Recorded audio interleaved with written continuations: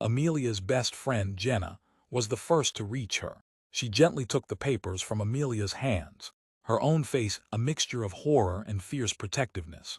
"It's okay," Jenna whispered, her voice thick with emotion. "You're not alone, not now, not ever." And still Amelia stood there, staring at the empty doorway where Ethan had disappeared, realizing the party she had thought was a celebration had become something else entirely. A funeral for a marriage she hadn't even known was dying. It was the day everything changed. The day she lost him. The day she found herself. The day she was forced to be reborn from the ashes of a life she thought. The weeks after the party blurred into gray days and restless nights. Amelia moved through the empty house like a ghost, haunted by memories of laughter and promises now shattered.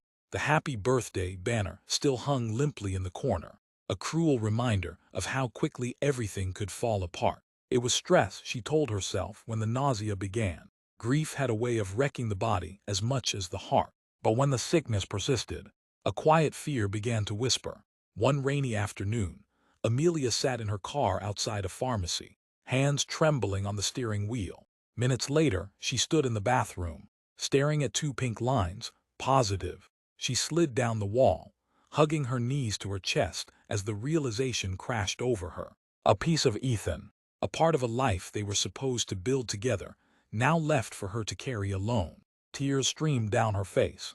It wasn't supposed to be like this. Across town, Ethan sat alone in his silent apartment, staring at nothing. He had signed the divorce papers with a certainty he no longer recognized. He had thought it was what he wanted, a clean break, a fresh start. But instead of freedom, he found only a growing void. He replayed the moment he handed her the envelope over and over in his mind. Her stunned face, the way the laughter had died around them, the way he had killed something sacred with his own hands.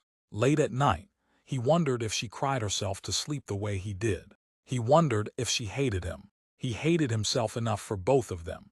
The news came unexpectedly. A mutual friend mentioned it offhandedly, seeing Amelia at a clinic, hand resting protectively over a small but unmistakable bump. Ethan's heart stopped. Pregnant. His child. Something inside him shattered. He had not just left a woman. He had left a family. The next morning, Ethan stood on Amelia's doorstep, clutching a bouquet of white lilies, her favorite. His hands trembled as he knocked. She opened the door, her eyes tired but strong, one hand instinctively resting over her belly. For a moment he couldn't speak. She was even more beautiful than he remembered, glowing with a fierce, quiet strength. Finally he found his voice. "Amelia," he whispered, "I didn't know. I was scared. I made the worst mistake of my life." Tears welled in his eyes, but she only stared at him, her face unreadable. "I want to fix this," he said. "I want to be here for you, for our baby." Silence stretched between them. The wind stirred her hair, carrying the faint scent of rain. "You made your choice," she said finally, her voice steady but hollow. "You didn't just leave me, you left us." The words hit him harder than any slap. He sank to his knees, sobbing openly. "I know," he choked out, "but I'll spend the rest of my life trying to make it right. Please let me try." Amelia looked at him for a long time, the man she had loved, the man who had betrayed her trust so completely. And yet, despite everything, a tiny part of her heart stirred. Not love, not forgiveness, not yet, but hope. "You want to be a father," she said, voice cool and firm. "Then earn it from the ground up. No promises, no shortcuts." He nodded, tears streaming down his face.